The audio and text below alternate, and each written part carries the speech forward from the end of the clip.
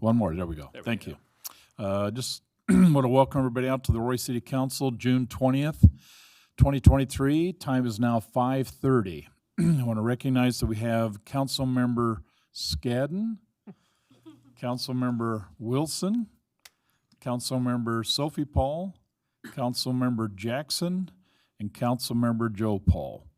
We've asked Councilmember Joe Paul if he'll lead us in a moment of silence and the Pledge of Allegiance. Joe?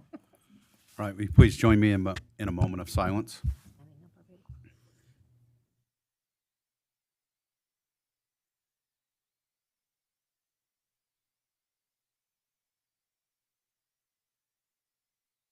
All right, thank you. Will you please join me for the Pledge of Allegiance? I pledge allegiance to the flag of the United States of America and to the republic for which it stands, one nation, under God, indivisible, with liberty and justice for all. Thank you. Thank you, Joe. Okay. Council, we do have two consent items, specifically the May financial statements, in which Amber is prepared to answer any questions you may have, and we also have the April 4th, 2023 City Council meeting minutes. Is there any comments or questions relative to those two consent items? Okay, hearing none. Did I have a motion then to approve the consent items? So moved. Thank you, Joe. Okay, do I have a second? I'll second it. Thank you, Ann. All in favor? Aye. Any opposed? Okay, thank you. Those are approved. This is public comment time. If you have anything you'd like to share, please step up to the mic and just give us your name and your address. Any topic, any subject, anything you want to talk about. Just name and address.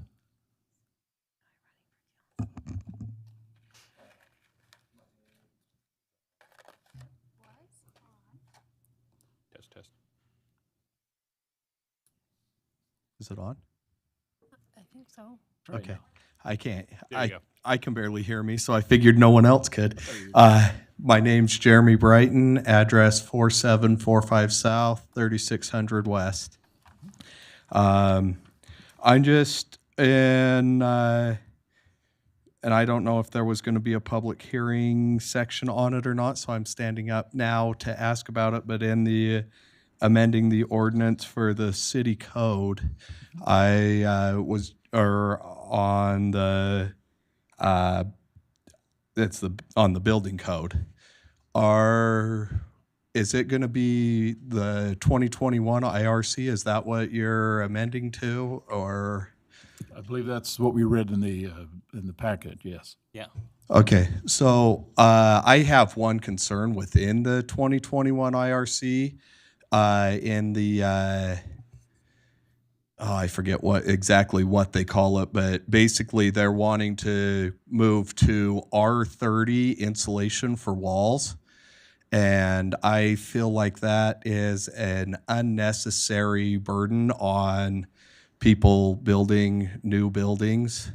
The expense of making a wall go to R30 basically requires you have to either use closed foam spray in insulation or do insulation board on the exterior of the wall in addition to the exterior sheathing. And with a housing crisis that we're told about is going on all over, I don't know that adding a large amount of expense to new construction is really the best move. I mean, we're allowed to go beyond what the minimum is, so if someone wants to go that, they can. I don't know, as a contractor and a building professional, I don't know that I can justify every building have it going that far. So that was the only thing I had to say. Okay, well, great comments. You brought a comment that I've not heard before, so thank you. I think Chief Golden had something to say to that.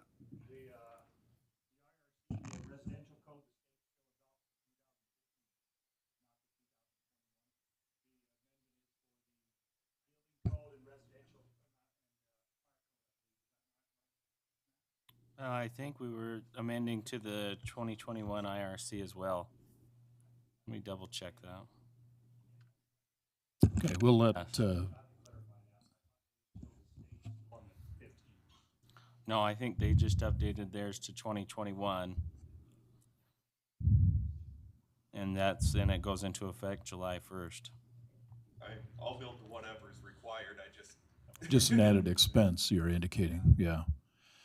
Okay, while the attorney's looking that over real quick, we're certainly going to have that conversation here in a minute, but thank you for bringing that up. Obviously, it's informative information, perfect.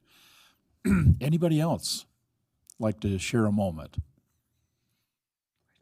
Any topic? Don't be scared. Okay, we'll go ahead and move from public comments. We do have a presentation specifically, and Amber, this is Amber night. You might as well just camp right there at the mic because I think you're going to be talking a lot tonight. So we'll go ahead and let you talk about the Extraordinary Employee Excellence certifications, and they surely look pretty good. Okay. If I could please invite up Carly, Ashley, and Ellie to come on up here.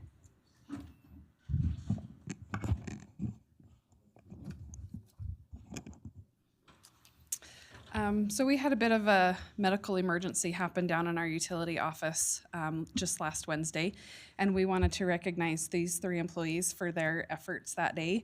And I have a letter written by Chans Malay, who was in the office that morning and witnessed everything that happened, so I just wanted to read that letter to you. It says, Mayor and City Council, I would like to bring forth a recognition for 3 of my fellow employees, Carly Percival, Ashley Stone, and Ellie Taylor. They are nothing short of heroes for assisting a fellow employee who had a medical emergency on June 14th while in the utility office. It was an ordinary morning, everyone arriving at the office and preparing for a typical Wednesday sitting down to their job. These ladies noticed something was wrong with a fellow employee who was sitting at her desk. She was acting differently and not being herself. They tried to communicate with her, but she was not responding to them. Without going into details, they were not sure what was happening, but they knew their coworker needed medical attention. When I tell you these 3 employees sprang into action without hesitation, it was truly incredible to witness. Ashley immediately tried to communicate with the employee, and because of the unknown circumstances, Carly and Ellie tried to contact the Roy City Fire Department directly, but were unable to reach them. The employee began to have a seizure while Ashley was talking to her. Ashley recognized this and immediately yelled it out. Carly and Ellie hurried to the employee to assist Ashley and caught her as she was falling out of her desk chair. Together, they made sure she made it to the floor and continued to tend to her as she was actively seizing. Their quick reactions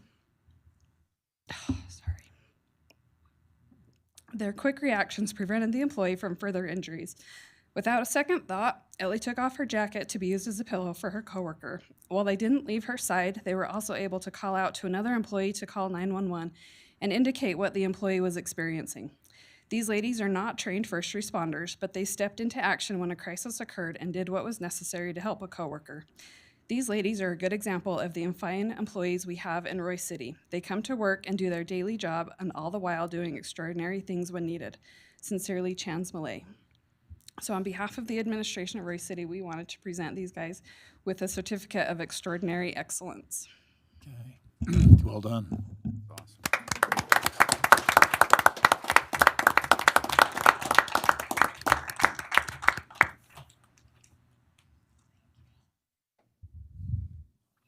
Thank you very much. Yeah. Good work. I appreciate your efforts. Any other comments, council? As the father of a son who has seizures, they're scary, and thank you for reacting the way that you did for your fellow city employee. It's much appreciated. Yeah, there's obviously these kind of moments when you really get to understand the caliber of the employees you have, and certainly, Amber, to witness that and having witnessed that by your other employees obviously makes a big difference. And I can't help to think that that there could have very well been a life saved here, okay, because the reaction of these good people. So thank you, certainly well deserved.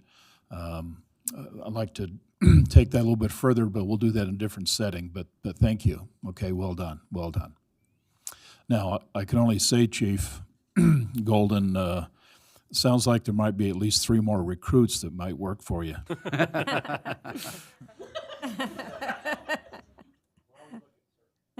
Good. Okay, well done, thank you. Okay, we do have some action items, and we've asked Amber to go ahead and lead us in this conversation. Specifically, we're going to do I would like to have, just do a little introduction, then I'm going to open up a public hearing, and then we'll take in public comments on the public hearing, and then we'll close that, and we'll finish each of these resolutions.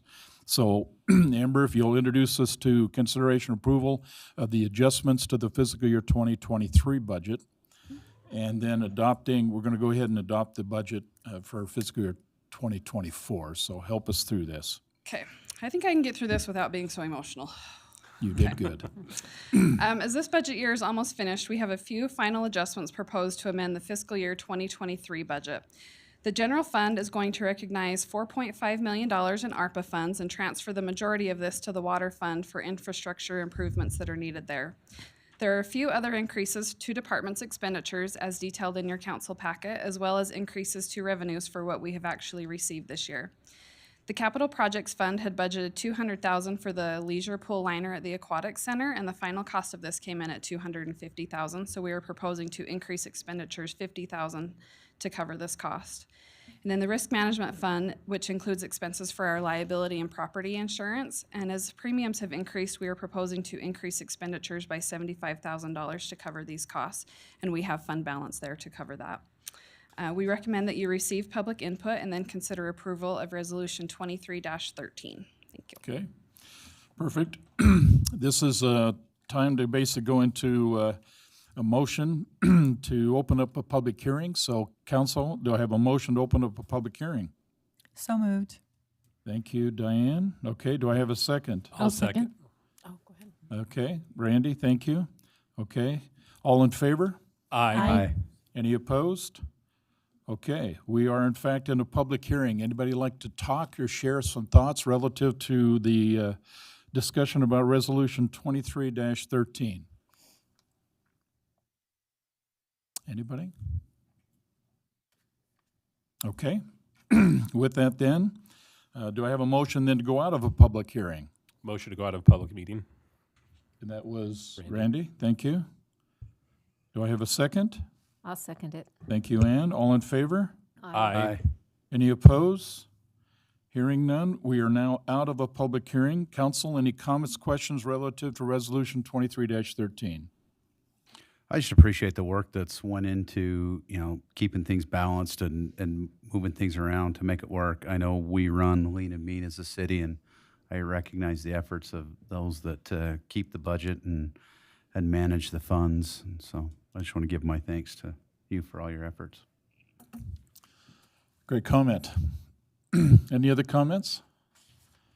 Okay, hearing none then, council, do I have a motion then to approve Resolution 23-13, amending the Roy City fiscal year 2023 budget? So moved. Randy, thank you. Do I have a second? I'll second it. Diane, thank you. This is a roll call vote. Brittany? Councilmember Wilson, Aye. Councilmember Jackson, Aye. Councilmember Sophie Paul, Aye. Councilmember Scadden, Aye. Councilmember Joe Paul. Aye. Okay, council, that is approved. Okay, Amber, we're going to consider Resolution 23-14, the approval of enterprise funds transfer. Okay, so the purpose of this public hearing is to present an accounting of how the money in the enterprise funds is used to cover administrative overhead costs attributed to the operations of the enterprise funds and receive public input on the proposed transfers. So this is the water fund, stormwater fund, and garbage funds. The Roy City General Fund, Information Technology Fund, and Risk Management Fund provide administrative, clerical, maintenance, and other support to the city's enterprise utility funds. These personnel include the city manager, city recorder, city attorney, legal and risk management staff, public works director and staff, management services director, accounting, payroll, HR, utility billing staff, IT professionals, and equipment operators. These positions are split between the general fund and the utility enterprise funds. The money transferred from the utility enterprise funds are proportional to the amount of time these positions spend working on the utility enterprise funds. Roy City does not transfer any money for costs not associated with the operations of the utility funds. The amount of the proposed transfers in the FY 2024 budget are $1,237,078 from the Water and Sewer Utility Fund to cover administrative support from the General Fund, IT Fund, and Risk Management Fund, $167,079 from the Stormwater Fund to cover administrative support from the General Fund, $6,281 from the Stormwater Utility Fund to cover clerical and labor support from the Water Fund, $303,166 from the Solid Waste Utility Fund to cover administrative support from the General Fund, IT Fund, and Risk Management Fund, $17,362 from the Solid Waste Utility Fund to cover clerical and labor support from the Water Fund, and then $2,556 from the Solid Waste Utility Fund to cover labor provided by the Stormwater Utility Fund for the summer cleanup. We recommend that the City Council receive public input on these enterprise fund transfers and consider approval of proposed Resolution 23-14 to transfer money from the Water and Sewer, Stormwater, and Solid Waste Utility enterprise funds. Thank you. Thank you, Amber. With that then, do I have a motion to go into public hearing to look at Resolution 23-14? So moved. Thank you, Sophie. Do I have a second? I'll second it. Thank you, Ann. All in favor? Aye. Aye. Any opposed? Hearing none. We are now in a public hearing.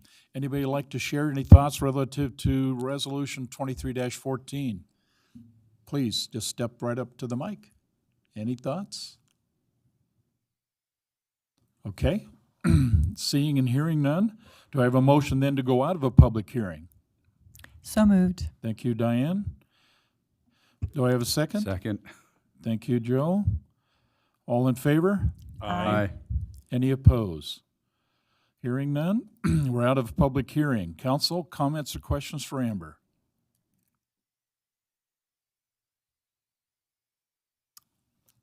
Okay, did a great job, Amber. If they don't have any questions, perfect. Therefore, do I have a motion then to approve Resolution 23-14, approving the enterprise funds transfer? So moved. Thank you, Randy. Do I have a second? I'll second that. Sophie, thank you. Okay, this is a roll call vote. Brittany? Councilmember Scadden, Aye.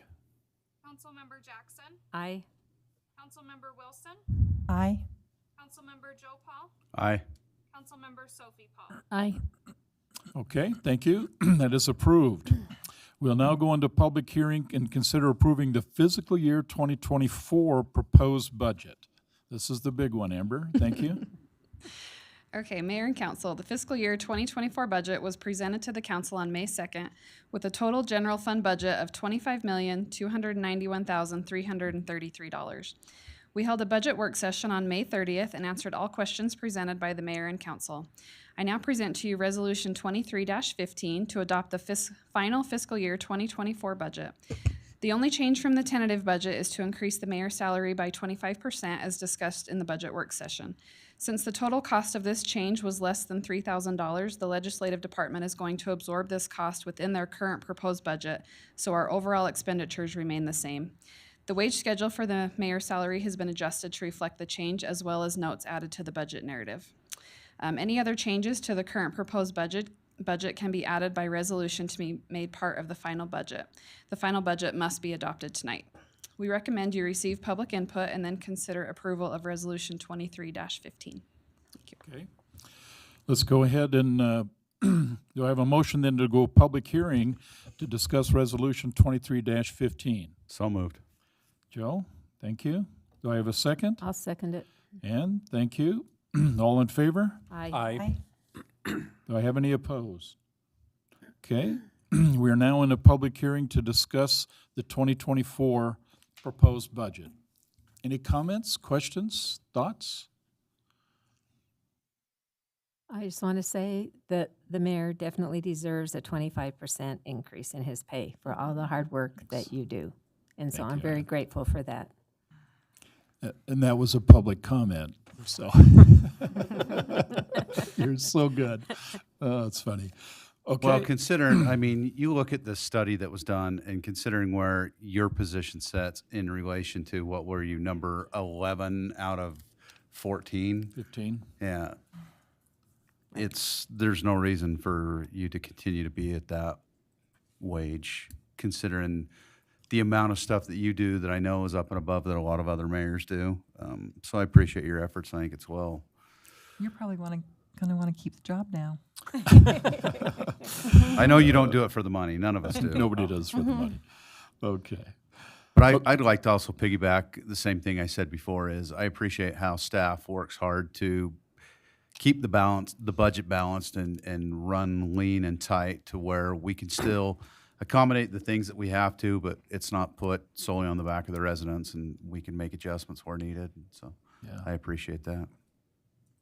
Okay, hearing none from the public, I'm going to go ask for a motion to go out of public hearing. So moved. And thank you. Do I have a second? I'll second it. Thanks, Diane. Okay, all in favor? Aye. Any opposed? Hearing none, we are now out of the public hearing. Council, any other comments or questions? Anything you have for Amber relative to the budget? Just once again, thank you. And it was a lot of work, and we really appreciate that whole mentality of being frugal. Thank you. And it's nice to have a city manager as former accountant too, huh, Amber? Does help. Okay. Amber, I only have one. I just think for the record, Matt and I talked about this. Page 22 in the document actually has a little bit of a narrative in there that basically talks about people and particularly expenses associated with the budget. I think it really does a nice job. It talks about COLAs. It talks about merit. I think it probably is in our best interest if, in fact, we just put a comment in there about the pay adjustments for the mayor, at least in the written text. I really don't want anybody to assume that this particular discussion that took place was done in absence. We're pretty open. And I think just putting a comment in there that basically says that the mayor's, there was a pay adjustment for the mayor, be written in that, I think that would be appropriate. Yeah, I did actually add two comments, one on page 22 and one on page 23 to make sure it's in there. And we did get it uploaded to the website before this meeting today, so hopefully the public could have some notice. But that was in there in the narrative now, Okay. so it's on there. Okay, that's perfect. I just want to make sure that you know, at least the public understands that we very open, Yeah. very open about this whole conversation. Thank you. I would ask then, whoever makes the motion, that if they, to approve this budget, they just simply make that stipulation that there will be changes that were made on page 22 and 23, because the document we received didn't show that, okay? So that'll put you in a little bit of a tight spot, but it's pretty easy, just indicated the words that were added associated with page 22 and 23. So council, any other comments, questions before we approve this multi-million-dollar budget? Let me just, I'm just make an observation, and I certainly don't want to make any feel comfortable. We're going to spend a lot of money. That budget is pretty detailed. It offers a lot of insight. I will say this. I was here as a council member when the conversation was basically talking about chickens. And I will tell you, this place was packed. We got lots of input about passing an ordinance of having chickens. I think if we looked at the numbers, I think there probably isn't 10 permits in all of Roy City who actually come in and got a permit for a chicken coop. But today, we're going to spend 25 million plus of the money. And I certainly want to make sure we kind of put things in perspective that this is a big deal. What we're going to set in motion today with this vote is going to give Matt and his team the authority to move forward on so many different fronts. It's basically his contract, if you will, to carry out the will of the city council. And that's really what it is with this vote. So I just see this to be a big thing. And if we're going to buy new police cars and we're going to buy new ambulances, if we're going to put in new bridges and we're going to basically do a lot of things in our parks, including get our complex fixed, I'm telling you, this is a really big thing. So I'm excited for it. There's a lot of things in it. We just want to make sure we get it done right. So with that, I'll call for a motion then to approve Resolution 23-15, which is approving the Roy City fiscal year 2024 budget. Do I have a motion to approve? I move that we approve Resolution 23-15 with the slight changes as noted earlier. Perfect, Diane, thank you. Do I have a second? I'll I'll second. Okay, Sophie, I got that. Thank you.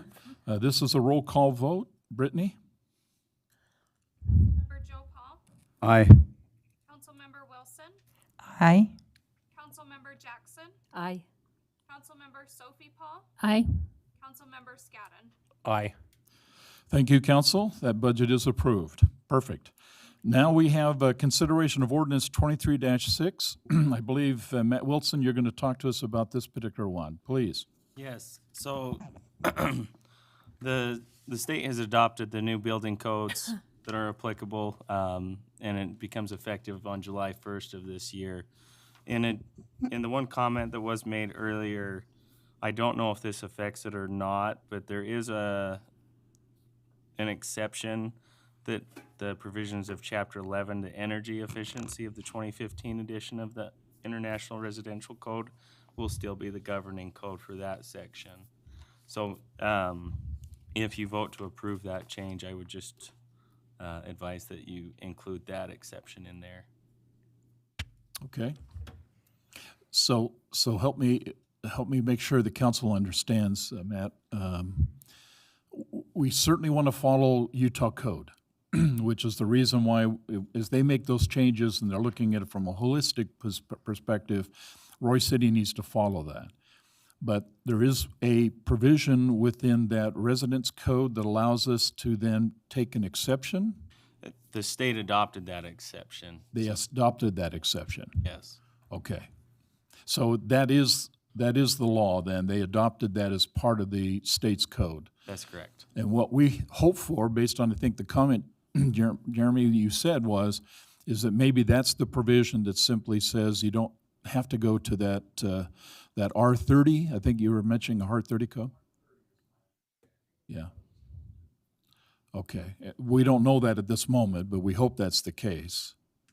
Is that a fair statement? That it's the R. No, it's the older standard from 2015, correct? That doesn't require R30. For energy efficiency. Yeah. Correct. It's the 2015 standards. Correct. Do Right. we have to specifically call that out since we're taking and just adopting the Utah Uniform Building Standard Act rules and promulgated thereunder? Do we have to actually call out the 2015 rules? Or since we are adopting as the state has prescribed, it would cover that? I would recommend just including it in any motion, just because it is written out and then it was noticed, so if you're making that change. So approving it as written in our ordinance today is what we're proposing. With the Energy efficiency change to 2015. to the 2015 standard, would that? just including that, yeah. Okay. So walk me through this. Or you could just say as it is written with. in the As state is code. stated within state code. Yeah. And that okay. There you go. There you go. Okay. Sounds like you're going to make the motion. Yeah, I was going to say. Then I motion that we approve ordinance 23-6, with the exception being that we take and adopt it as written in Utah State Code. Okay, that was a motion I just heard. Do I have a I'll second? second it. Thank you, Joel. This is a roll call vote. Brittany? Councilmember Jackson, Aye. Councilmember Scadden, Aye. Councilmember Sophie Paul, Aye. Councilmember Wilson, Aye. Councilmember Joe Paul. Aye. Okay, that motion passed. Ordinance 23-6. Thank you. We do have some discussion items, council. Specifically, we'll start off with the pickleball courts. Matt, you'd like to start that conversation? Thank you. Yes, Mayor. Just wanted to circle back around about the pickleball courts. We have talked about this a number of times in the past. Just a quick recap, we have a ramp grant 150 match with the city, 150, that's $300,000. We went out to RFP for George Wall North Park for pickleball courts. It came in roughly around $600,000, leaving a gap of $300,000. We looked at taming down to 4 courts instead of the 8 courts, looked at different options, ultimately deciding to go back out for RFP, wanted to bring you up to par with where we are today. So we reissued the RFP, got back the bids, and it came out at about $600,000, just shy. So we're pretty much where we were at. There was some discussion about Hooper City doing some pickleball courts, and came in very, very low. However, that pickleball court for Hooper City's RFP was not for the pickleball court, it was for the amenities around the pickleball court. So my guess is when they do the pickleball court, they're gonna be obligated to the same amount that we are. So we have a couple of different options here tonight. Just wanted to get some movement forward so we can issue contract on this. Really, the options would be taming down to the 4 pickleball courts, or we do have $200,000 into our park development fund. Excuse me, I did misspeak. The RFP came back just shy of $500,000, leaving a $200,000 gap. So we could use that park impact fees fund to fund the remaining amount to get up to the 8 pickleball courts if we wanted to. Just looking for some direction for council so we can get this taken care of.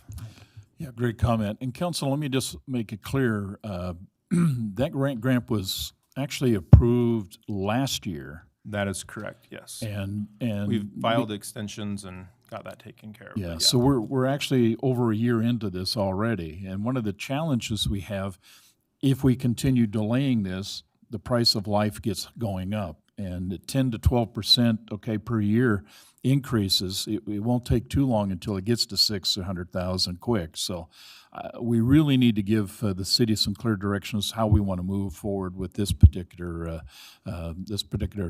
enemy in our court or in our parks.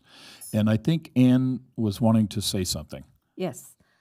So I want to change where we're putting the pickleball courts. Done a lot of investigative work on this.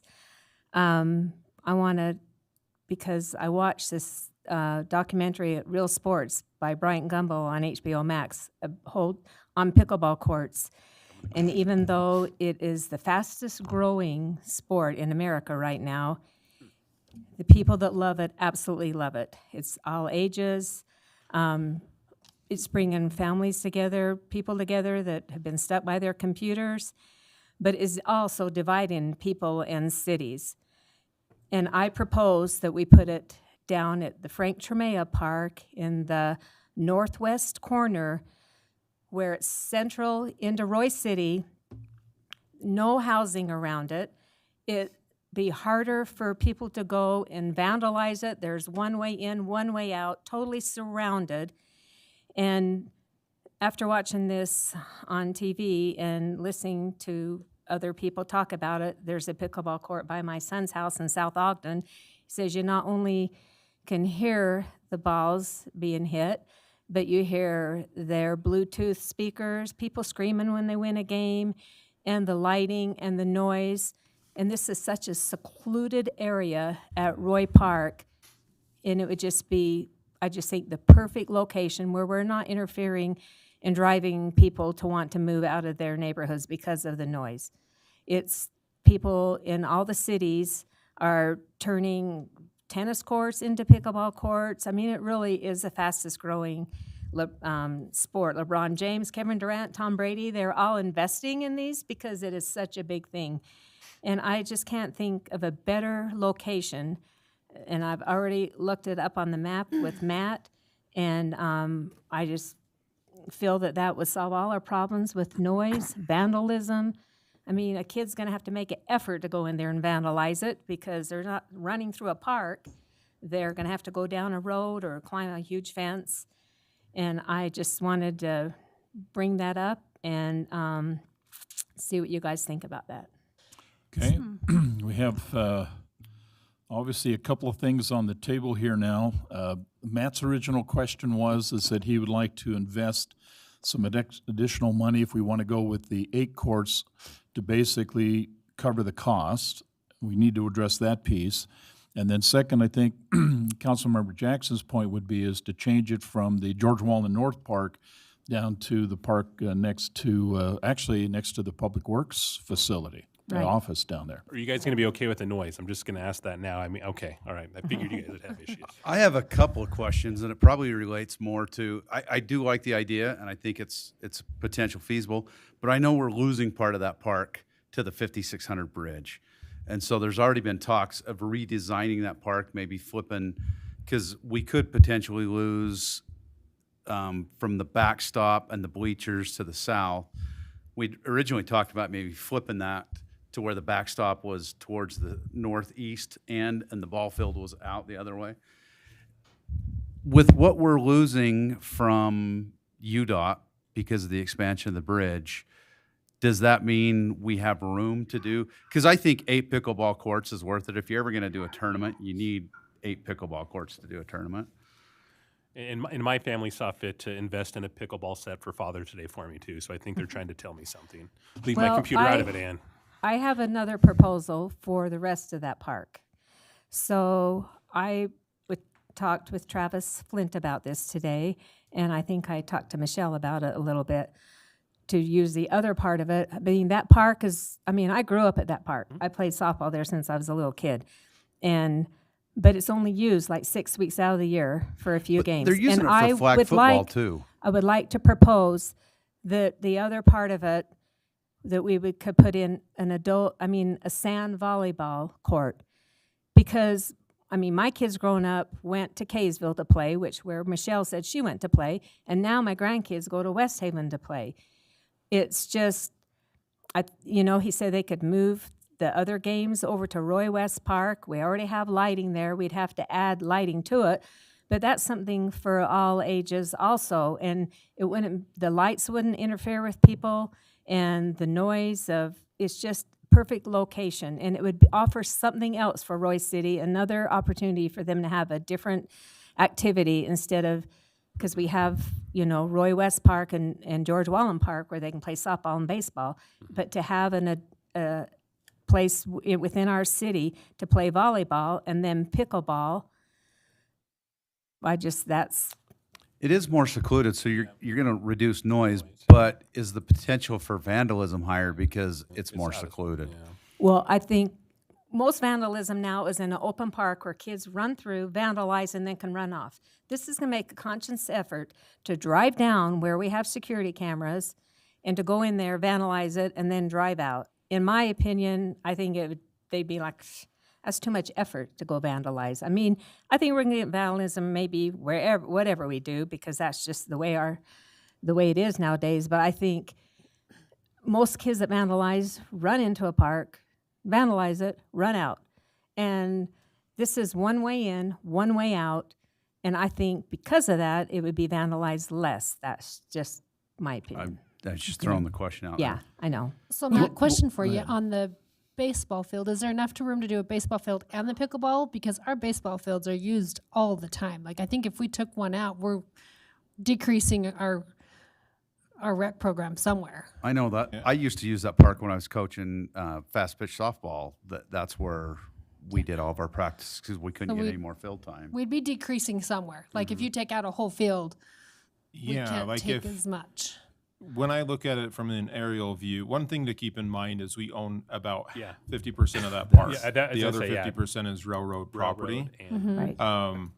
And Oh, so so the you Roy- can't put we have our, you'd home be base putting it on on leased land. okay. As That- green space Anything as of now. back from the railroad about that leased land? Because we vacated We it. haven't been, yeah, so there was 2 different parcels. Yeah. Maybe I'll address that Okay. in a little bit. Yeah. Okay, so the question then, is there enough room for both? If you were, I would guess, from an aerial view, if we were wanting to do volleyball courts and pickleball courts and things like that and keep it all on Roy City land, there wouldn't be enough room for that and the baseball field. Right. That would be my observation. I don't know if there'd be differing opinions, but there's very little land behind the home run fence to put a pickleball court and a volleyball court right there. Okay. Yeah, after talking to Travis, I mean, he said that park is basically used for 6 weeks. Volleyball and pickleball courts would be used a lot longer than that.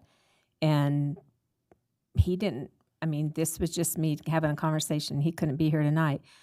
Would be the games that we have there now could be located to one of our other parks. Yeah, so I think by your point, is it would be doing away with the baseball diamond there and putting in these other park amenities there. Right. That's I really mean- what we're saying. Yeah, That's because really I what mean, we're We you lost go, one baseball diamond at Emma Russell. They turned the one to the west into soccer fields. That's right. right. I mean, if you watch this thing on Real Sports and heard the comments, I mean, people are selling their houses, and we've already had comments from people who live across the street from where our proposed pickleball courts are.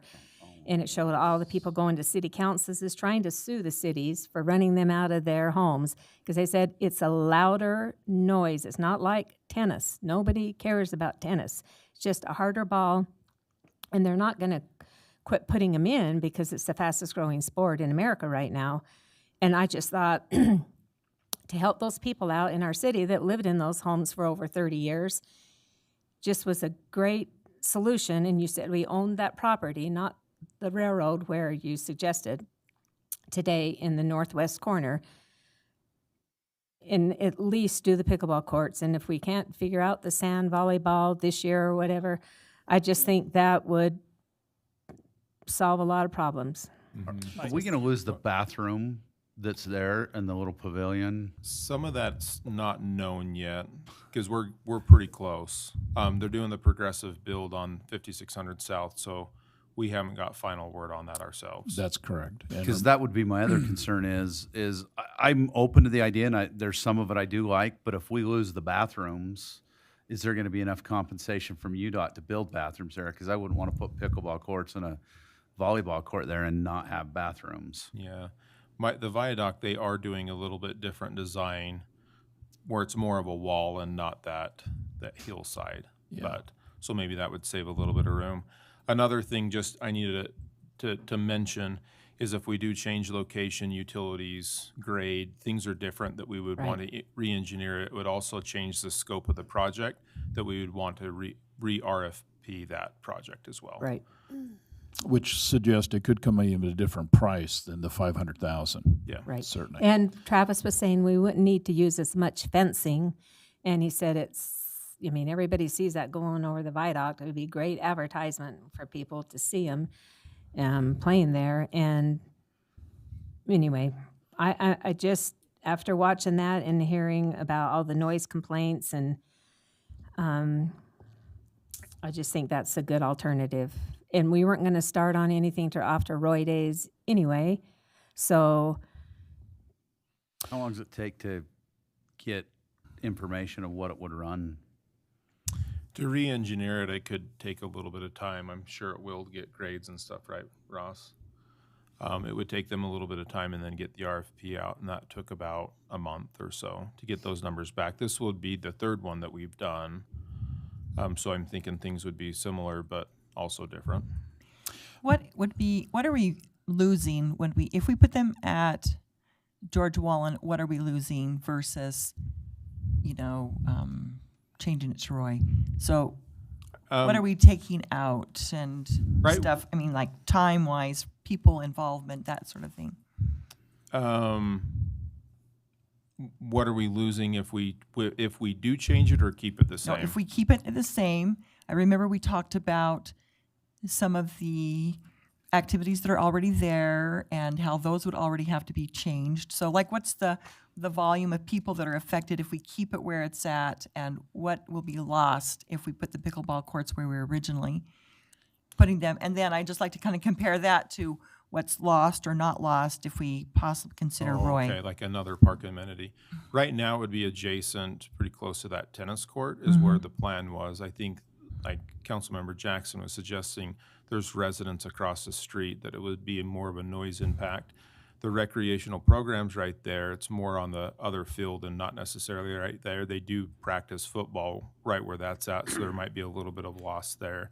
But right now, it's just green space. It's just lawn and not an amenity in that location at George Wallen. And when would we know if we could fit on our property pickleball courts and ball field, or if that gets switched over to? Higher end, I think the utility impact would be probably the hardest thing to come across, because you would have to make sure there's no easements and different things under there, or any major lines or anything. But I think that's just all on Wasatch Civil. What's the their expense timeline. to at least do the engineering to see if it's feasible? Yeah. I would estimate, that's pretty hard. 5,000, yeah, it'll be a little bit of money.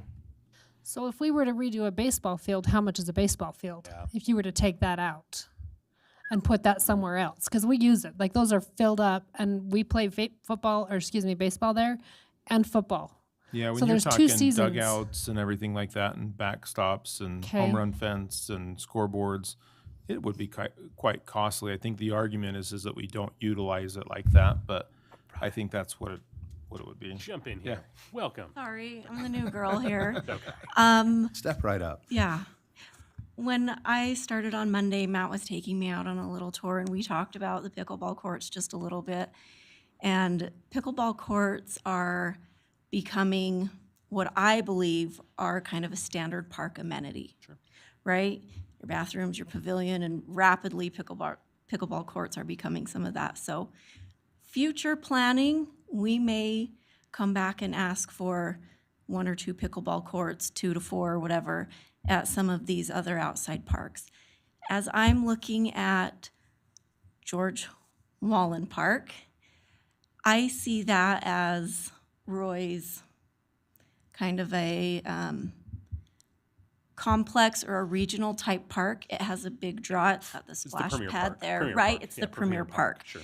So if, in my opinion, if you're looking for a place to put your premier pickleball amenity, the 8 courts, it makes sense to put them there. I pulled up the map of Tremea Park, and I know that it is slated for a lot of changes right now, so I would be nervous to start building an amenity there as well. And if that's the direction that you guys want to go, we can certainly look at that. The outfield fencing, and yes, while the city programs recreation baseball there, I can tell you that park is probably full of other residents using it for their practices and things like that. My son just got invited to guest play with the baseball team, and they practice out there. So just a couple of thoughts as the new person coming in. Okay. Thank you, Michelle. Thanks. Okay, Definitely council. worthy of going to 8 courts, but Well, I mean, we got 2 options, 2 what discussions. about that a need to town come hall through. meeting to discuss it? Get more feedback and input. Well, Actually, this is we certainly can do that. Yeah. Yeah, I just, after watching that and hearing how people are moving, and I just hate it to make all of those people that live by those courts want to just leave Roy or try to sue us like they are on that video. But I only thought of Roy because of its seclusion and not annoying all the neighbors. And back in that northwest area, we wouldn't, if we left the baseball field or whatever, I mean, it could still be left there. Travis said they could move the home run fence or whatever. I mean, he thought it seemed like a good idea after talking to him today about it, to where, and maybe we could do a adult volleyball court somewhere else, or maybe where we're not gonna put the pickleball courts You've one got a day. lot of room at Emma Russell for Yeah, or Emma volleyball. Russell, or next to if we didn't put the pickleball courts at George Wallen, maybe we could put something there one day. But I'm just thinking of the citizens and the noise. Do tennis players not make noise? No, Just- the ball is Different. completely different. Yeah, they said the ball is completely different, and nobody is annoyed by people playing tennis. Interesting. But the pickleball court just go on and watch that. No, I've added it to my watch list. Thanks, Yeah, Ann. So and I've got it homework. really changes your perspective on pickleball courts, so. Is there another place at George Wallen that the pickleball courts could be located possibly that wouldn't be too disruptive but would also help? Because it sounds like, from what you're saying, Michelle, maybe we need pickleball courts everywhere, so maybe eventually we'll want them every place. So is there a place that would be less intrusive to citizens? I mean, What at about least, to the and you may not know east? that now, but I'm saying to consider that, you know, and Well, let me ask it, maybe from this perspective. Matt needs an idea to move forward in terms of whether or not we agree to go ahead and move towards having the courts. We do have a ramp grant that we need a decision on, and ideally it would be to put the courts in. He's saying is we can certainly fall back to 4, but he's also saying we can get the 8 we originally planned for if we could just simply use some of the money that's already within the budget. Is that what I understand? Okay. So are you agreeable to go ahead and give him direction that says, let's move forward with pickleball courts? And if you're okay with that, then the second part of that conversation needs to be, then we need to hurry up and maybe, whether it be a town hall meeting or whatever, we need to basically have a conversation that's focused specifically about whether or not we put it at the ball field that's right across the street from Public Works, or we're going to put up on the northeast side of the city. And just make sure we talk about that with the public and get their input.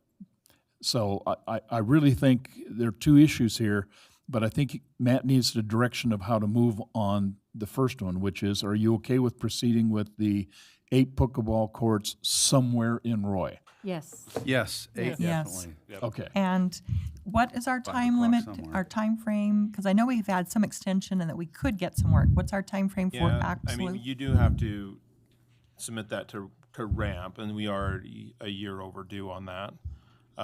So we are coming up on that.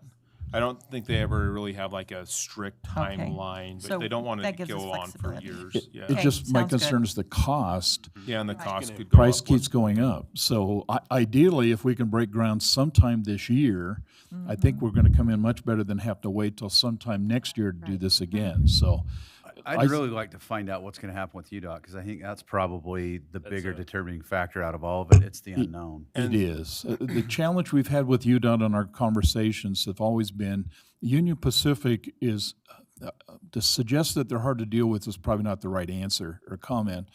It just takes so long to get it through their processes. And so they've already started to figure out exactly how they're going to get that part of the property they need to do the bridge extension, but they know it's going to be a year later as a result of them starting, and they've started that already.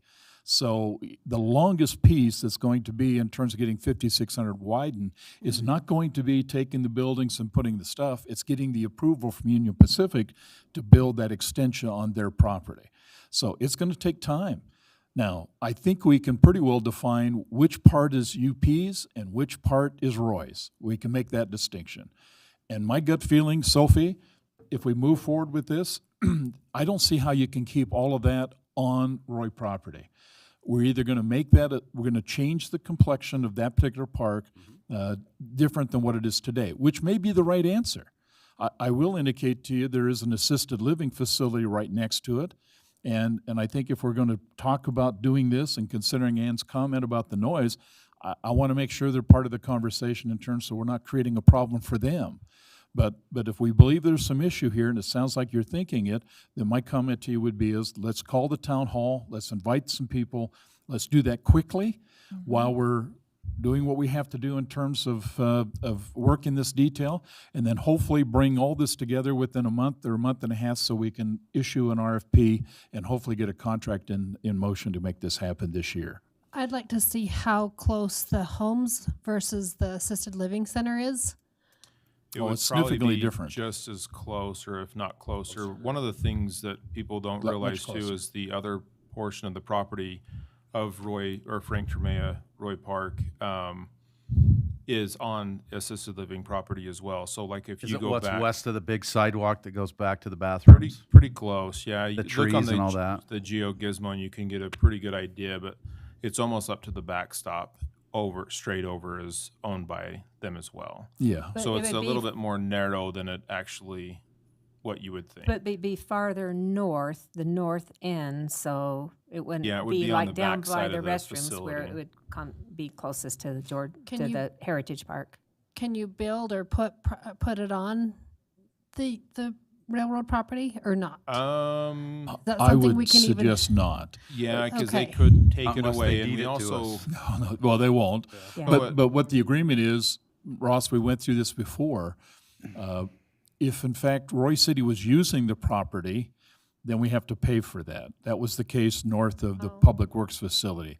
If the property that the railroad has is in fact used as a public park, then it's free space. Okay. So as long as it's used as a park, they don't have a problem. But remember, anytime they want to come in and they want to do something with their can. property, Yeah. you got to have some serious easement opportunity because they're not going to sell it to us. So we don't put $600,000 worth of.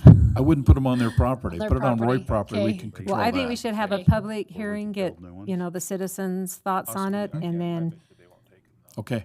look at the property, and And then look at all the I options. just want to do what's best for our citizens, and I just know that the noise of those is going to be hard for those people that live by that park, so. I think, Michelle, your first task would be is look at both options. I think the council needs to see both options in terms of your vision of where it would be. And then let's take this to a public comment. Fair enough? Now, council, we do not have a city council meeting the first Tuesday in July. So the next public meeting, this case, will be the end of July. It might very well be that we could try to squeeze in a work session or some type of a town hall in between there, so we get our two meetings, but you'll get some input on this topic. You okay with that? We can schedule something to work on this. That'd be good. You okay with that? Yeah. Okay. I got three of you to say we're good with that. Michelle, Okay, yeah, and like Michelle was just saying, we would have to re-RFP it, I know. Right. repeat this. And also, the bid is typically only good for 30 days, so we'd be outside of that window as well. I think another step in the process, Mayor, as well, is we need to even see the feasibility with the pickleball court at Frank Termea. Oh, I know. Because the utilities and different things like that, Yeah. to be doing a town hall meeting before that information comes available would be very So important. you got to spend 5 bills to get that information? Yeah. Yeah, I think, Michelle, to be honest with you, we've just got to assess the options and see if one is viable, okay? But please, let's see if we can work that. I sense the council's would like more clarity in terms of defining whether or not we go one direction or the other. So we need to provide that clarity, okay? Help us with that. Council, you okay with that? Matt, I think there's an agreement to go forward, but the agreement is predicated on us finding out what the impact's going to be and the cost's going to be if we put it one versus the other. We know what the one is, we just need to figure out the other option. Fair enough? Okay, thank you, council. Okay, Matt, you're going to talk to us about the underground trail connection. This is an interesting one. Yes, this is interesting. We've talked about this a little bit before about when we were doing the station area plan, also the zoning down in that area. We've had a developer down in that area. This is by the train station. Come to us and talk about doing a overpass to the land in between the DRNG and the railroad. So basically connecting that property for future residents over there. The developer that owns that property now is looking to do a grant and was looking for participation from Roy City because it would help them in their numbers for the grant to do an underground crossing at the railroad tracks from the train station over to that vacant land in between the two. So you're talking 48 and 4,000, that property. They said that they would reimburse us. The letter that they gave us a template of what they would like us to sign, but it talks about that Roy City match would be approximately 30%, not to exceed $25,000. They said if we were willing to participate in this, they would reimburse us the cost of the $25,000, but it just looks better for their grant application.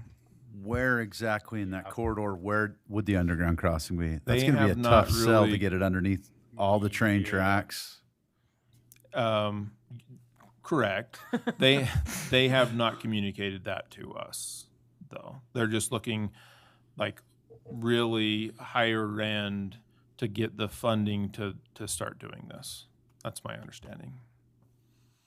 And my comments, Joe, relative to working with Union Pacific is you're going to Omaha and somebody's got to carry this torch back there to convince them that's the direction you need to go. What do I So say? I think it's a tough sell. I would rather, and it's coming up in our 5-year strategic plan that you and I talked about, I'd rather have some kind of enhancement at the train crossing for pedestrians and widen that, make it more user-friendly At 4,000 or at the? at 4,000. We do have a grant to update all that as well. So it would be having the citizens just connect easily right over from their property rather than going around is their idea. I think it's more of a selling point to sell the homes that they want to build there in the future. But Ross does have a grant, and knowing the process that UP does take to do those crossings, it was a 3-year grant, and I think it's coming due this year that we're doing a lot of the. Extension up to 3 years. Yeah. okay. So a lot of that is going to be updated as well. And that this Rick is was talking about. upgrade the crossing, the road crossing at 4,000. Panels in, get across the railroad track. Okay, that's a big And issue. better pedestrian access and all that. Yeah. And is part of that widening it at all? So Widen it for the people crossing it. Yeah. So they take those panels wider. Yeah. Yes. Okay, and that'll answer our 5-year strategic strategies point because that's I'd rather put the effort into that than I would. If it's a grant, are we gonna have to match? So, you're talking about that grant. What they think we can do it for, but 3 years down the line, it's like the mayor said, we're probably going to have to put money in. Are they pumping the brakes on the development until they get this underground bridge, or? They didn't really say any of that. They're just looking to enhance the value of that property. Because one thing we're going to run into, especially with the tracks, is they want to double like the front runner lines. I'm sure all those things are going to be hurdles, Yeah. yes. Yeah. And also access on the other side because they'd have to get UTA's permission and all that as well. They need UTA, So I think so they need there's plenty UDOT of plus hurdles UP. here. They have like 2 of the hardest agencies in the world to deal with. You've just mentioned 3 of the worst bureaucracies to work with. Yeah. Well, I think, Matt, one of the things, based on I'm hearing, Council, support me at this comment if you think, there's still some unknowns with this proposal that we're not sure of. We're not sure of location. We certainly have a ceiling on the dollars. They need it. Maybe if we can collectively come up with some additional questions they can answer, may give council much better perspective of whether or not they say we want to submit and be part of this. Other than that, I'm sensing it's going to get rejected, and it may be rejected because there's some unknowns we just don't know. Yeah. And with some clarity of that, it may help the council be a little more specific on whether they can support this or not. Is that a fair statement, council? This item plays into 2 different things on the council portion of the 5-year strategic plan. One is what to do with 4,000, and one is connected trails. Yeah. Connected So- trails. And I think from the developer's perspective, and maybe I'm speaking out of turn here, but I think from their perspective, they're just looking for the connectivity and doing something. I don't think they have all the answers themselves, but this is like the first thing in the process to get something going. Yeah. I don't know if they necessarily have everything.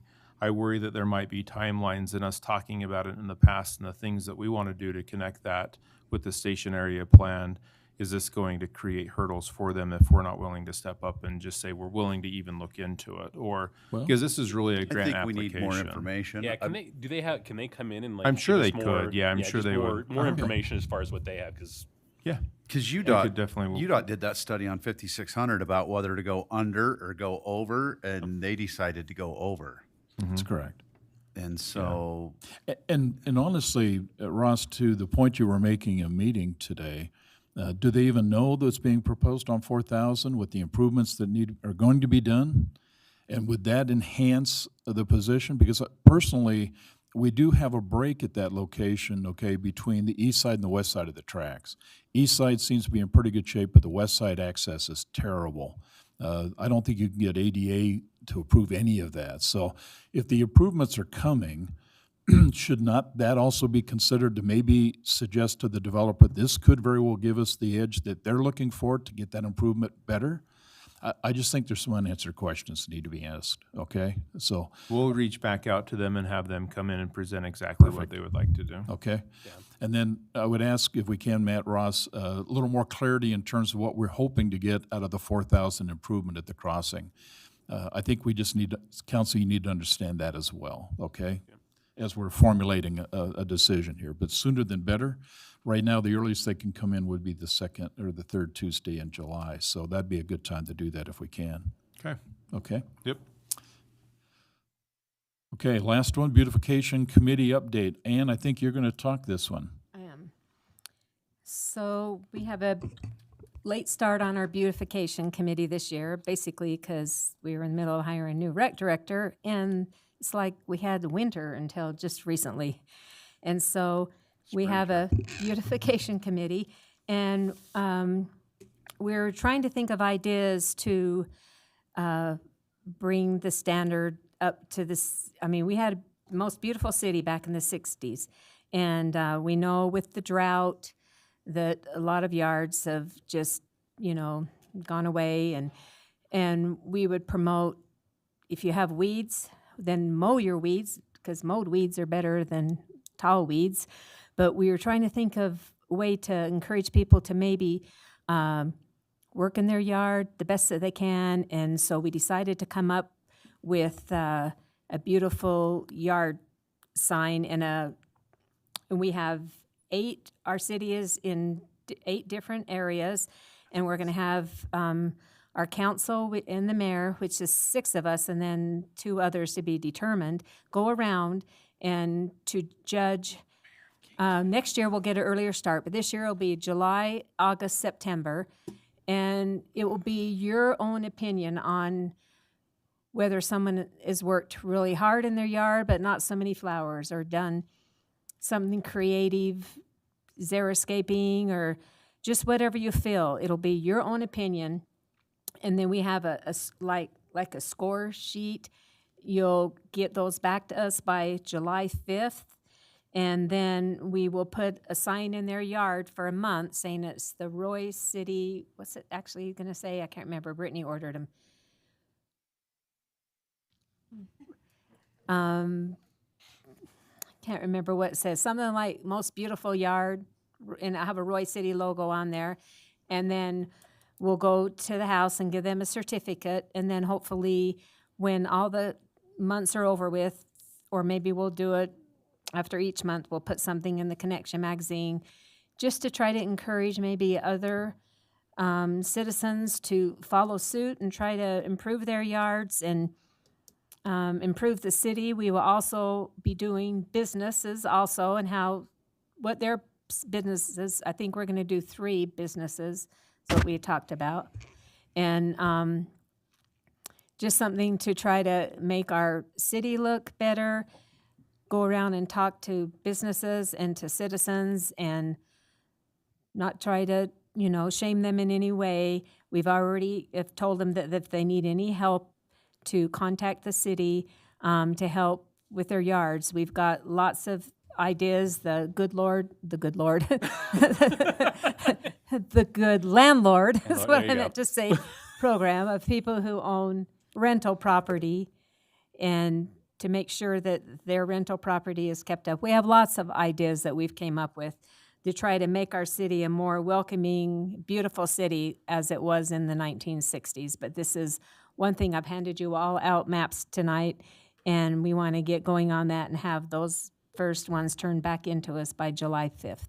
So is this improvement like they have to have before and after pictures, or this is just saying it looks nice? It's got the best looking yard, and like, it's all like, because one yard might just be beautiful with all flowers and trimmed the best way. And maybe if you're going around, maybe you'll know of a neighbor who's worked their fanny off to try to just get their yard what it is now. But it is for the most beautiful yard, but that is all like judging art contests. That's all in the beholder of, So I don't know. So is it just one? Randy, per why are you area? laughing? Is it, Yeah, you're a little faux pas. is it one per area, or do we get multiple, like the best xeriscaping, Yeah, the best? No, it's just whatever you feel. Just one. It's not for xeriscaping, it's just the most beautiful Okay. How many do we say are we going to award? one per area. One per area. Yeah, One there's per 8 area. areas. And so I just want you to try to not pick your own, I don't want to be in charge of my area. Well, I know who the mayor of Kingsville is.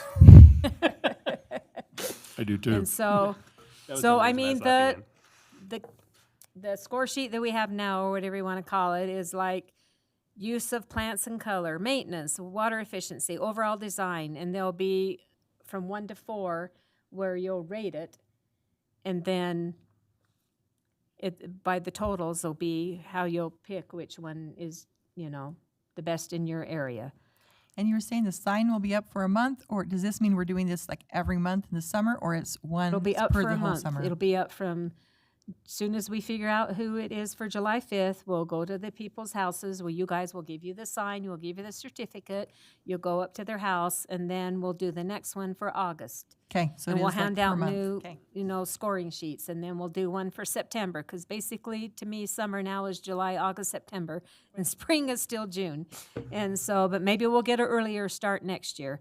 We'll see how this works out. We're hoping that we'll encourage landlords to take better care of their yards, fellow businesses and just citizens who might see the yard and might want to strive to make their yard look better in some way.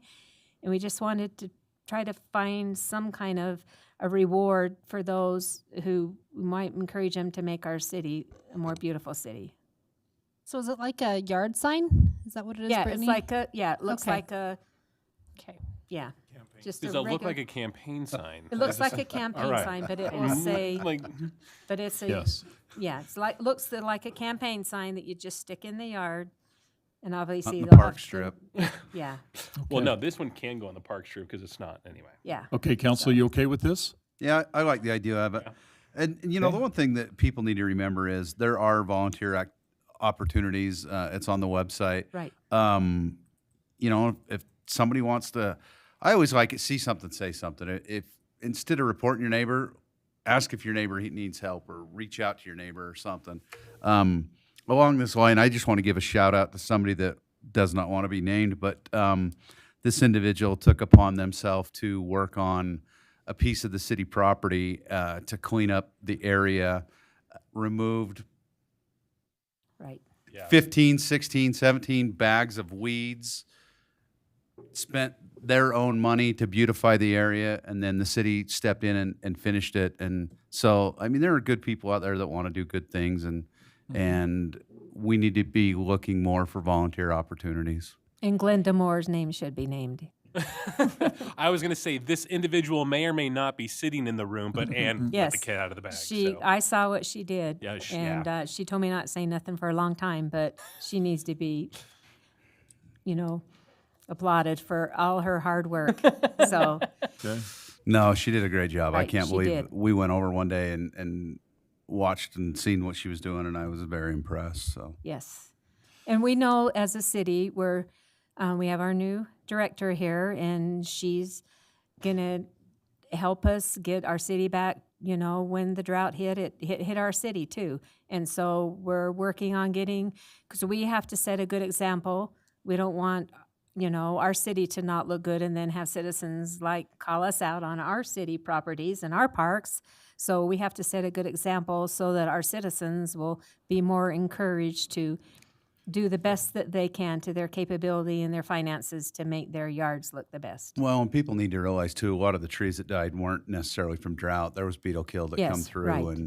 and stuff like that. And we'll work to remove dead stuff and hopefully in the future try to replenish it with newer, better stuff. But it takes Right. time and it takes a lot of money. I mean, you lose Yes. trees, it takes Yeah. years and a That's- lot of money. That's the business to be in right now. I've had lots in our neighborhood cutting down trees. Just to clarify that, the reason the beetles had such a problem is because the trees weren't healthy. They hadn't been watered. And so if they would have been watered, they probably would have made it. They wouldn't have had the same problem. But that's a whole nother issue because trees need a little different, a lot different watering schedule than lawns do. So if we're going to be spending a lot of money putting trees in, we need to be thinking about that and looking at what requirements and stuff are, because otherwise you're going to have the same problem you had before. Trees and lawn have different requirements, and the rules are not set up for trees. Yeah, So we great need to remember comment. that. Michelle, you might want to think about that too, because I think Save there's your some real trees merit first to that. before your lawn. Okay, Counselor, here's what I think. Ann, I think you got a green light. We'll go ahead and move with the recommendation come out of the Beautification Committee. The key now would be is that Brittany, I'm going to put you on the spot with Matt. I'd like you, if you would, go ahead and make an assignment to the council. I certainly don't want to have to go through us debating which area we want. If you've got 8 areas, let's see if we can get 6 of us, okay, designated, if you'll help us with that. And you do have the checklist that basically scores us. If you'll make sure you get that to Brittany, so Brittany can get that to each one of us. Yeah, well, And I can then, hand these out tonight. She Oh, sent that's an email, perfect. but you can't really see it from my phone, but it's a yard Yeah, the sign. key is we got a July 5th deadline, 5th, and with yeah. July 5th, that doesn't give us a long time to do that. We just need to have the places identified. Brittany, if you'll help us with that, we'll be set. Okay. Anything else, Ann, on the Beautification Committee's recommendations? Nope. Okay, perfect. That was a good discussion. City Manager Council Report. Matt? Yes, thank you, Mayor.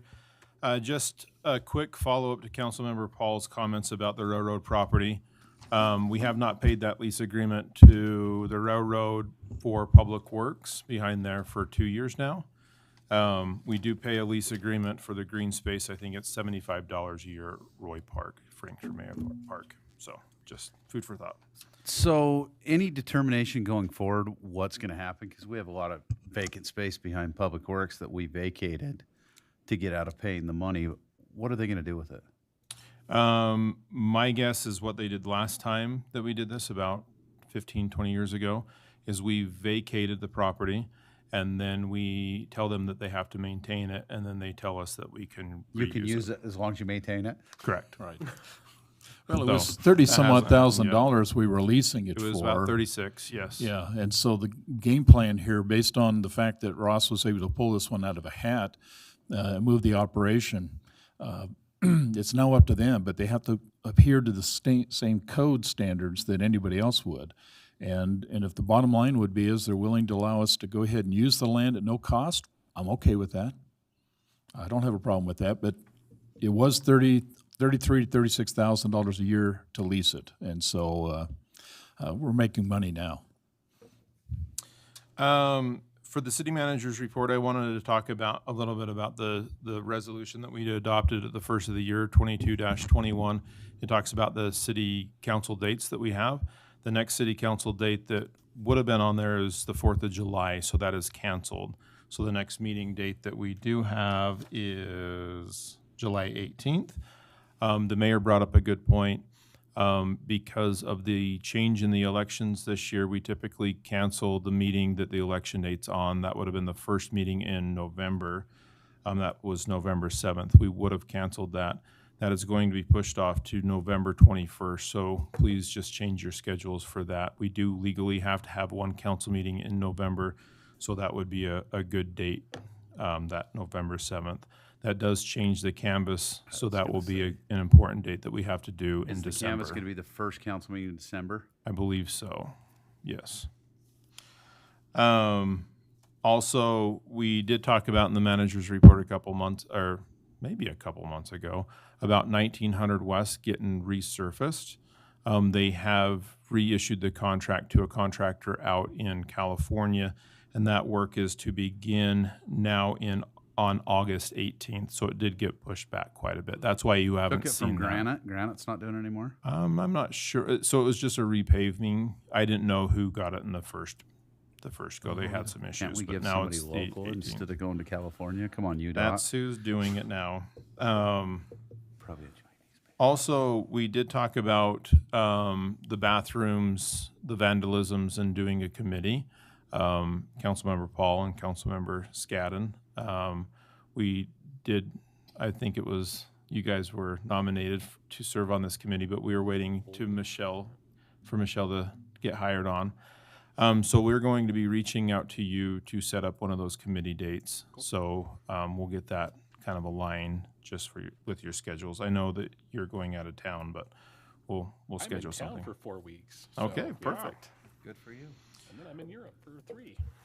Last city council meeting, we did talk about the complex and the bathroom floors that were being needing to be redone. We were estimating around $500,000 for that to be torn out. There is good news that the Public Works team and the engineers came up with, that they can chip away some of that concrete and repair that with some carbon fiber material. The canal company has used similar technologies to replace portions of their canal. So it's not going to be nearly as much money, but Public Works has chipped away a lot of that worn out concrete. We'll need to get the engineers back in there to reassess to see if we've gone far enough, and then have the company come in and do that. The contractor on the boiler has done some of the demolitions with the boiler, so we're still moving forward with all that. We have the best public works team. That's right. But I do need to mention, Yeah. We didn't say Yeah, but you, they Ross. have to have a We- good yeah, leader. yeah. We didn't mention you, Ross. We said team. Good at spending money. I do need to mention that we do keep on running into some hiccups and stuff, so timing and things need to be, we need to understand that there has been some delays of trying to meet that September-ish timeline is pretty unrealistic now with all the delays that we've been having. But it seems like a lot of the things when we're trying to do, Public Works has done a great job of creating solutions for some of the problems, but it does just take time. Also, I did want to talk about the budget a little bit.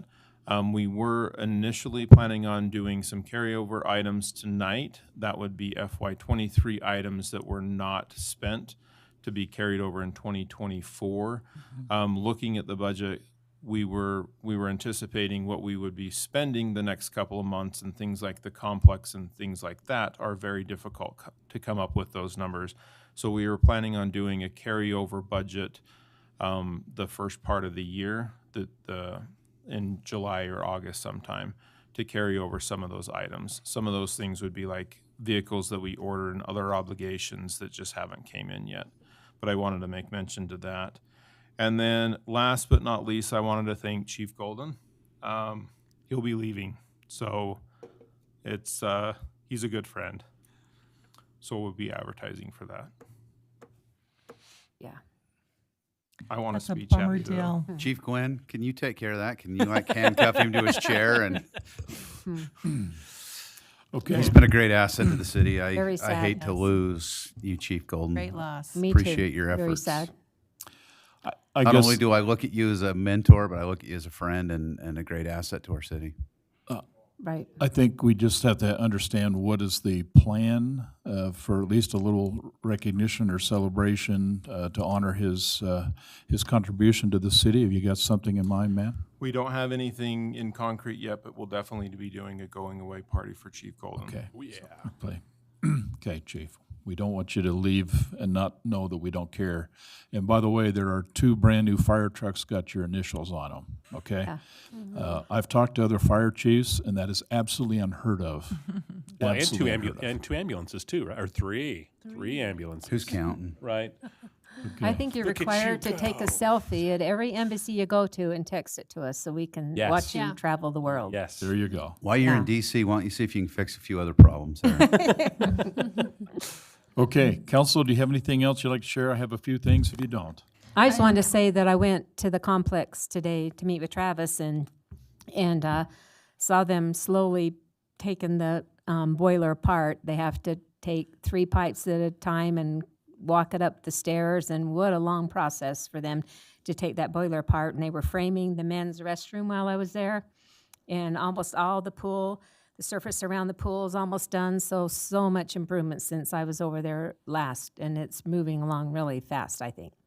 So, Great comment. May take longer, but at least we'll get it done and get it done right and right, Yeah. get us into the future for quite a long time. right. And council, may I suggest get a hold of Matt, get a hold of Michelle, and basically make that tour. I think it's worthy of that. There'll be a lot of conversation and questions they need to come to you with, and you'll have some good answers when you see it. So please take advantage of that. I've had a few people ask, are they still accepting donations if people want to come in and donate?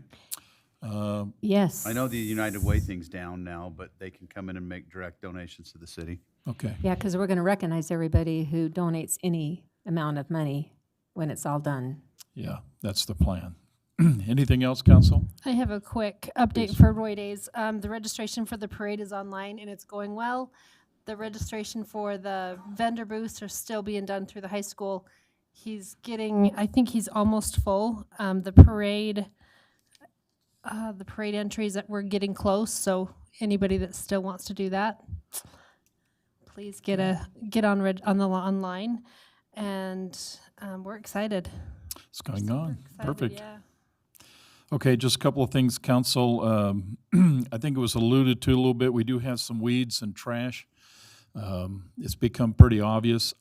I know Chase is out getting some things done. I will just tell you, we got some work to do.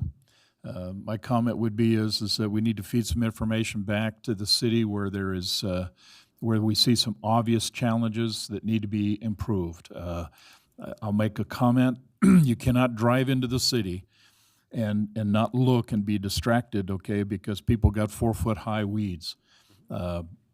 It's not known exactly whether the city's working on it or not, but what is known is that, and you know this better than I do, the fact is it's non-compliant.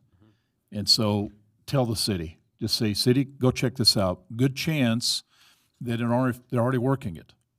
But if it's a distraction, we've got to find a way to fix it. And the only way we can fix it is private property, whether it be a business or a home. The homeowner, the private property owner needs to basically deal with their problem. And we need to help them do that, so. I have a question to go along with that. Have you been able to work out any kind of a maintenance plan with So Delicious on the sign at 5600? That was my next topic, but Oh, please, Matt, sorry. sure. Yeah, we Sometimes I jump the gun. No, that's totally fine. So the first thing that we wanted to do is survey the land to see if there's any existing utilities through that area. As far as we can see from the higher end level that there wasn't, it was basically a handshake deal. But talking to the engineers, there was a possibility of another utility that we piggybacked on or something like that. So they're doing all the research, digging into titles and things like that, and doing a survey on that property. So we have all the information needed to go to So Delicious with that, or with an agreement, or with something. So we're not just going blindly and asking them for something. Yeah. So, But part two to that conversation come out of a meeting, Matt, when I was in today. yes. So, Matt, you want to This share is the more interesting part, though. the part two? Would you like me to do it, Please. Mayor? Okay. In our meeting with UDOT today, they were shooting grades in that area, and they're going to be about 5 feet above that fountain right there. So the roadway, you're going to be seeing more of the top. You're not going to, yeah, correct. So you're not going to really be seeing the sign or anything anymore. So it's going to be kind of interesting to see what happens to that area, but it changes things, I guess. 5 feet. Can we get some money out of them to do something with it? Can they? We're not taking it away. I don't, yeah, it's, it'll still be there. We If can they put were a going white over the flag top up. of it, it wouldn't be an issue. But right now, to be honest with you, it's going to be in a big dip. And more than likely, people coming into Roy off that interchange will not see that sign. So just recognize that. We'll get more details, but the fact of the matter is that they did tell us today the way it's being scaled, okay, it'll be 5 foot above that sign or where it is right now. That's Quite a raise. That's significant, Yeah, and 6 foot we're going to have to steps. work some options, so just be aware of it. However, on the overpass, they're going to have a Roy City sign, and then it's going to say Roy City underneath the freeway, Oh, and cool. vice versa. When you get over on the other side, it will say Hillfield as you're going up. Yeah. Yeah, because I've seen some other overpasses, like, when you go down, I think, 24th Street, they've got railroad and different things like that. I wonder if we can get them to put some enhancements. I think that there's a good possibility of, betterment on some of those things, make it much more traffic. I was excited to see they're going to put a Roy sign up there, whatever that, not necessarily our Roy logo, but a Roy sign. They just took a logo and stuck on the picture, but it'll be something to look very attractive, and we'll help them define that. But to your point, Joe, drive down Wilson Lane, go under the interface there. West Haven has got some really nice betterments that were made in there that look pretty attractive. Well, and I mean, we are one of the entrances to Hill Air Force Base. I mean, That's can you right. get some jet adornments or, something that's significant to our area that makes us stand out. Why did they ever change it to 5600 instead of Roy? Because I used to tell people, take the Roy exit, and then they're like, I don't They see a got Roy rid of the exit. city names on all the exits. I know. They went to street names. I know, and I said, oh, I mean 5600, because just so much easier when it said Roy. We'll try to work that too, because as you're right, coming in from the north, there is a sign that says Roy, but coming from the south, there isn't. And we certainly want to make sure that people know where Roy exit is. We ought to try to get anything out of UDOT we can. Agreed. Last couple of things, Council. Concert in the Park is this, again, played this Thursday at 7 p.m. Please, if you can, attend. They're just really a lot of fun and enjoyable. We do have 6 of those. And last but not least, Ross, Matt, if you can help us, last year you went in and you painted 6,000 all the way down because the way the road was built, you shifted it. It looked great. The word I heard is that the paint was in fact a water-based paint. Yeah. I was going to say, you're using the same paint UDOT is. And the challenge with that, unfortunately, is that that's faded. And so the old oil-based paint is actually more visible down there than the deck. If you get a chance, would you mind just going repasting the new, or at least the existing water-based paint back down there so you can see it? The upper part of that looks really good, but the lower part as you're moving towards 43 is virtually wiped clean. So we just need to get that correct. Council, you okay with that? Mm-hmm. It's just really a public safety issue. I don't want those cars basically running against those mailboxes down there. The road is certainly wide enough at that location. Okay. Anything else, Council? Anything you want? Anything you need to have done? I was just going to ask, so do we have 2 honey buckets in the parks now, or is there still just one? We do have. We have 2 now? Mm-hmm. Okay. Okay. I think Ann was wanting the council to support more honey buckets in the park. So, Council, you okay with that? Totally. Okay. Anything else, Council, you'd like to see done or need to be done? Okay, this is the body. This is where the power is. The 5 of you can basically do anything you want to do. Okay, hearing nothing then, do I have a motion, Joe, to adjourn? So moved. Okay. I'll do I have a second it. second? Thank you. But hang around, there's more to come. Yeah, that's right. I was going to share that. All in favor? Aye. Any opposed? Hearing none, we're adjourned. By the way, I'll give you, if you can, 5-10 minutes max. We have an RDA just shortly after this. Thank you.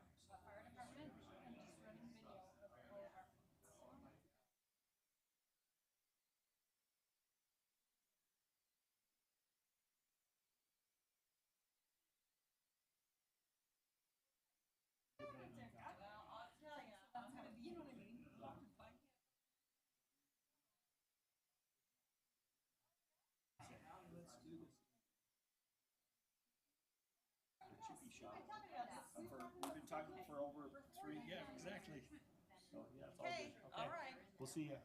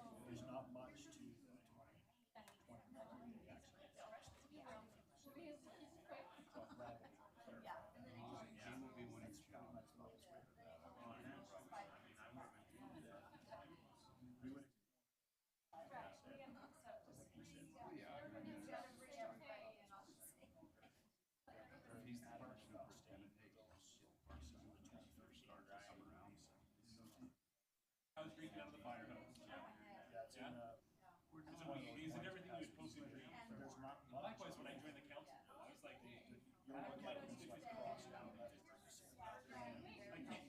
and they were testing him. Oh, yeah. Yes.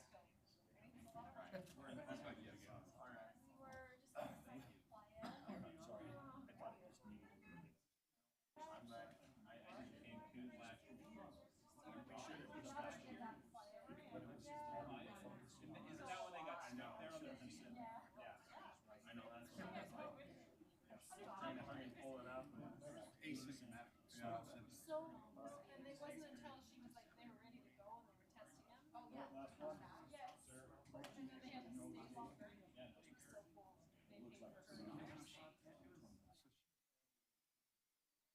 Moved them into it. She paid the resort insurance, so they moved them to another area and wined and dined them and that. But after the fourth time, they told her you get one more test. She took and she got on YouTube, got on the internet. Hates hand sanitizer with a passion. She took and loaded a napkin with hand sanitizer and cleaned her nasal passages and run down and got a test and passed.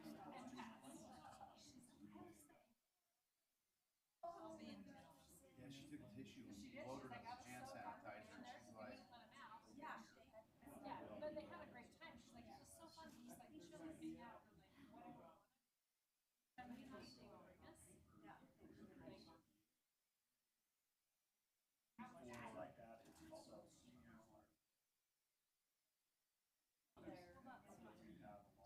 and you guys feel safe there?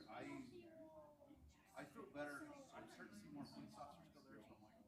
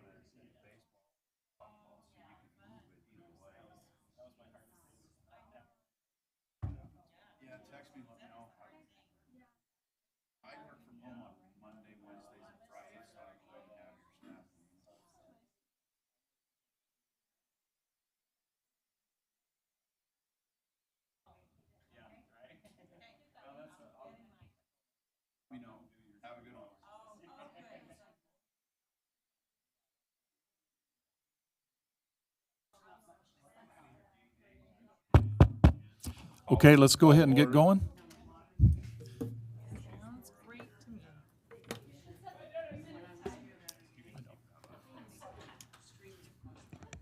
Quarter after, we're good. Nearly a dozen candidates are lining up to replace Chris Stewart. That's insane.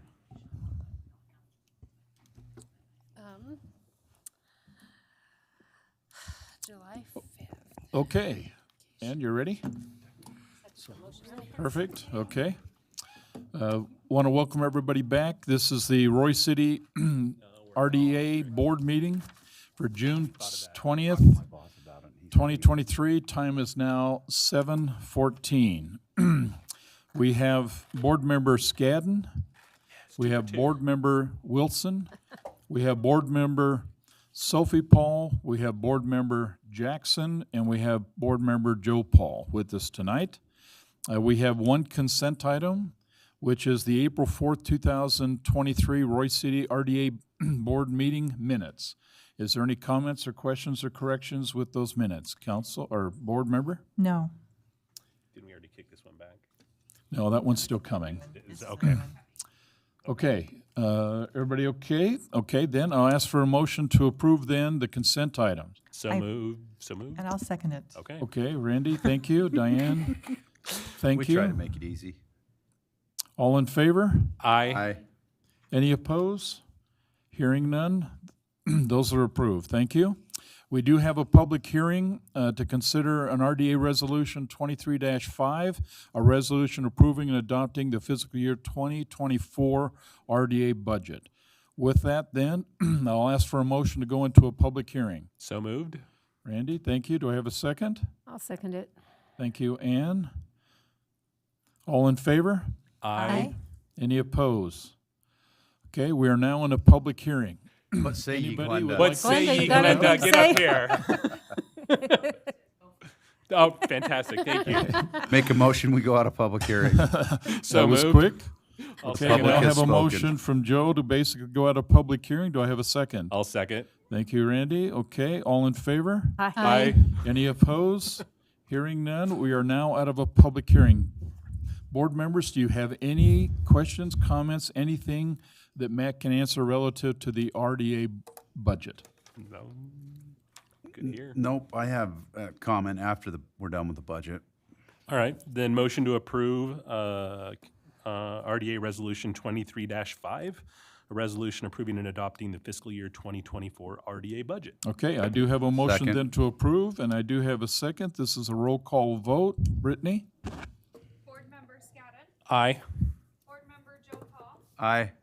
Board Member Sophie Paul. Aye. Board Member Jackson. Aye. Board Member Wilson. Aye. Okay. Any other comments before I call for an adjournment? Yeah, so we talk about CRAs here, and we've got one that's coming down the pipeline that we're working. I had the opportunity where I sit on the board of North Davis Sewer to see the other side of it as a taxing entity. Syracuse City presented. It's actually a 60-40. I think the one we're looking at is an 80-20. They presented a 60-40 split on a 15-year, $18 million infrastructure. They're looking at opening up just west of Syracuse High to manufacturing, clean manufacturing. But because that is an extension of 193, and it's going to require, UDOT has requirements quite a bit greater to put in intersections and stuff like that. It's all going towards infrastructure. But I got to see this other side of it to see how it works, that right now that parcel of property that they're looking at developing is only generating $335,000 of tax revenue a year. They're looking at the potential of possibly 8 years, so they could sunset the CRA once the money's paid back. But in 8 years, it'll go from $335,000 to $3,330,000. So over an 8-year period of time, you're gaining $3 million of tax revenue from that area. And it just made me think, okay, how are we looking at our ask? The 80-20, does that make sense? Or, looking at different things. And I learned a lot about them, and made me feel good about, working in our city that, hey, what can we do to, maybe work it to where it's amenable for all the entities that, we're going to give up a certain percentage, but the carrot's out there that there's going to be, it's like investing in your 401k. You give up a little bit of your money now to know that you're going to get a lot more in the future. And so I'm interested when it comes back to talk about the CRA now that I've learned more about them. Okay, great comment. I will indicate to you the plan at this moment is, because there is on a portion of that CRA that's downtown, there's a TIF request. And getting the funding between the cost of the property tax revenue getting today versus what it can get after the development's done, as you went through that exercise, it's sizable. Right now, at least the game plan we're hoping for is to get into the 3 taxing entities, okay, hopefully in August. We're working that schedule. Now, Brody will hopefully come back with some more details on that, but that's our game plan, board. Once it goes there, now the one interesting taxing entity we've not talked about was North Davis. That's one we have not talked about. But I will tell you, at least in the conversation we have with the county would ask that they would certainly be willing to look at it, but the condition would be is we don't approach mosquito abatement and we don't approach 911 centers. The revenue streams are so small, we would probably get a very fraction, but technically they are in fact taxing entities, and we can approach them. But so there'll be some stipulations working with the county, and they've asked us not to approach them. So just recognize it's coming, and we have to do the presentation, much like you've seen in a presentation that will take place, okay, with the 3 big taxing entities. And I guess the other question is, why not North Davis Sewer District? Because certainly we pay into that taxing entity as well. We're the smallest piece of the pie because Weber County, we're the only one, and we're not fully into North Davis Sewer, because we were trying to figure out why there was 2 taxing numbers for North Davis Sewer, and it's because you got the Weber County and you got the Davis County. But yeah, it was interesting to see that they'd presented to the school board, and the school board was positive on it, because they see the potential right now that it's just, you have to be careful saying barren farmland, because if we continue to give up all of our farmland to industry and we're relying on other countries that shall not be named, at some point we need to get our dependency back on our own country. But the LDS Church was one of the largest property owners there. Being in where I'm at with work, I know that they are doing a lot of stuff in other areas of the country to supplement, and so it just made sense, because you're not bringing in a lot of money off of it, but the money that you could bring in the future, significant. And they're looking at bringing in 300 to 400 jobs just on that parcel of property, and it ties into West Davis corridor ends at 193, and then 193 goes all the way up. And so, when they say clean manufacturing, you're probably looking at end assembly of aerospace stuff, and so that'd be a nice addition there. It's our neighbors to the south, but it helps. Maybe it keeps people local, that they're not going to Salt Lake. Yep, they can drive 4 or 5 miles down the road and have industry, but. Yeah, and it really talked about, as we look at doing ours, that the businesses around, you've got Northrop Grumman, that they are going to need additional amenities to support their workforce. And, that's what this is looking into. They'll be knocking on our door because it's on our front doorstep. Yeah, I like it. I like it. Great comments. Anything else, board members, you'd like to share? After we're off this subject and we're off the mic, I want to say something. Okay. I make a motion to That's going to be adjourn. hard to do, Brittany, so let's figure out how to do that. May have to go in a different office, but we appreciate that. And with that then, do I have a motion then to adjourn, Joe? So moved. Do I have a second on that? I'll second. Randy, second. All in favor? Aye. Any opposed? We are adjourned. Thank you. It's been a great meeting. Okay, so I just was. Oh, okay. Wait till the stream stops.